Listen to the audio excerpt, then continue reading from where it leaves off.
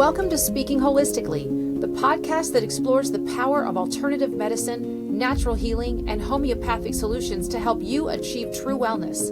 Each week, Dr. Jen and Amy G dive into the world of holistic health, discussing researched, time-tested remedies with expert insights from Dr. Jen, as well as real-life stories from patients to empower you to take charge of your health. So if you're ready to embrace a more natural path to wellness, let's start speaking holistically, because true healing begins from within. Hi, everybody. Welcome to Speaking Holistically. I'm your co-host, Amy G. I'm here with my amazing co-host, Dr. Jen. And today we are doing a Family Health Hub episode for pets, and we're talking about digestive issues or the digestive systems. So gastrointestinal issues, which is a big one for a lot of pets. I have patients call me and ask for advice because I've helped them with their digestive issues. So they want to find out if there's anything that I know of what can be helpful for their animals. So I do want to touch on essential oils and how dangerous they can be for some pets. Cats especially are missing a liver enzyme called glucuronol transferase. And anything I think we've talked about in previous podcasts that ends in an ACE is an enzyme. So they're missing an enzyme that breaks down certain substances, including essential oils.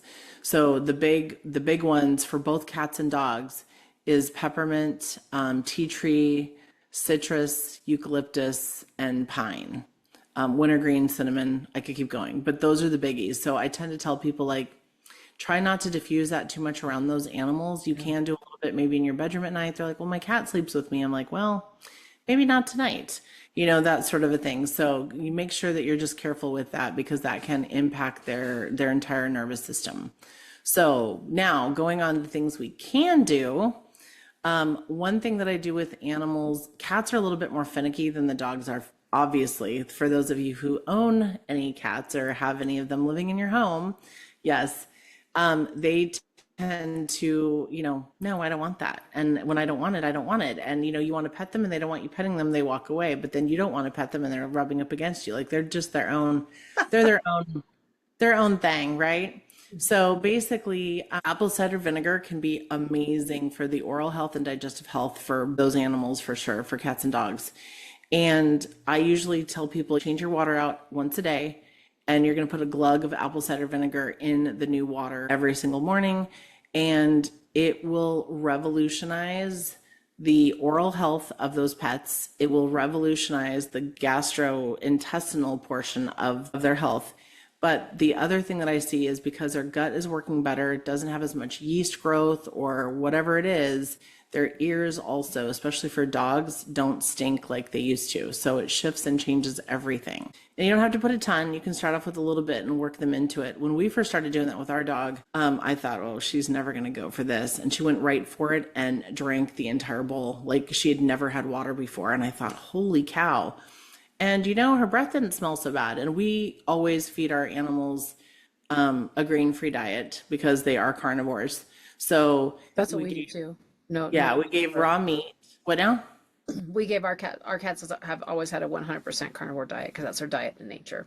Yeah. So we don't give grains. We don't do table scraps. We don't do any of that stuff for our animals. But our dog, we would give her a 1/4 pound of raw meat twice a day with her grain-free kibble. And that shifted her skin, her hair, everything. It changed everything by doing that because she was a rescue. So whatever she was eating beforehand wasn't super awesome. And it was a 100-pound Rottweiler. So it was a big dog. So that's why that's why I'm saying a 1/2 pound of raw meat a day. It wasn't like it was a 9-pound Yorkie or something. Exactly. So, obviously it's based upon your animal and the size and everything else. But those two things made all the difference in the world. So apple cider vinegar is an awesome, easy, cheap thing that you can do. There are also canine supplementation from Standard Process. They have an entire veterinary line for puppies and kittens all the way through older ages for specific issues for intestines, for heart, for immune system, for whole body, for like a multi. And they work really well. So you can go to our website and you can go through the entire catalog and figure out what potentially you would want for your specific animal.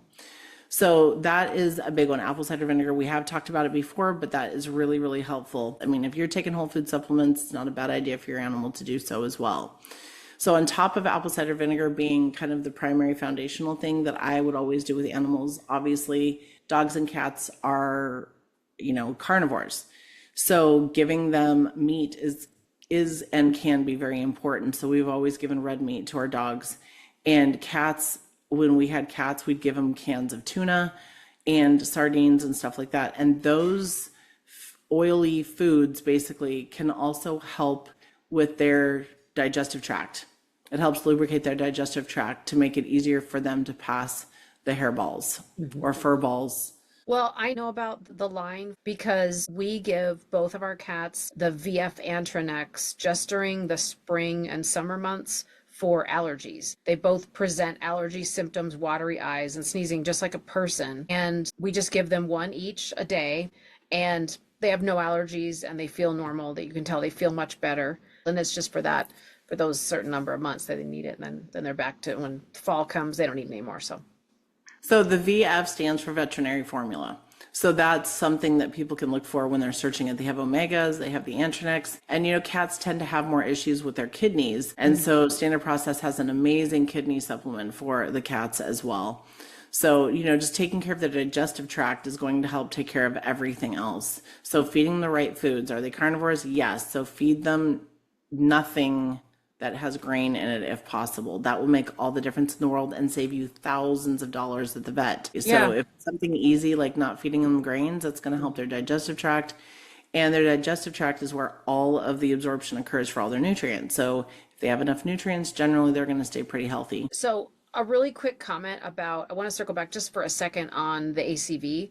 So if people have cats like I do and they're like, oh, let me try and get it into their water, they're probably not going to go for it, but you can put a drop or two in their food and mix it in, and they're much more likely to eat it. That's easier for me to do because they 100%, they're on a carnivore diet, so there's no kibble. So it's a lot easier if you feed them wet food, if you're feeding them a meat-based diet like we do, to just put a couple drops in and mix it into the wet food. So just a little side note for if you want to try to get it into your cat's system, you can do it through food, not water. That is brilliant. And you would think that it would be terrible because cats are so finicky, but you're right. The dogs don't even care about it in their water, and the cats generally won't go near it.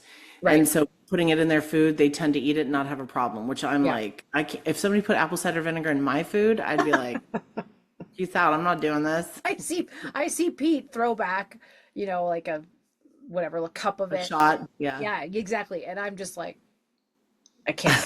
I can't. I don't know how he does it. I'm just like, oh, no, I have to.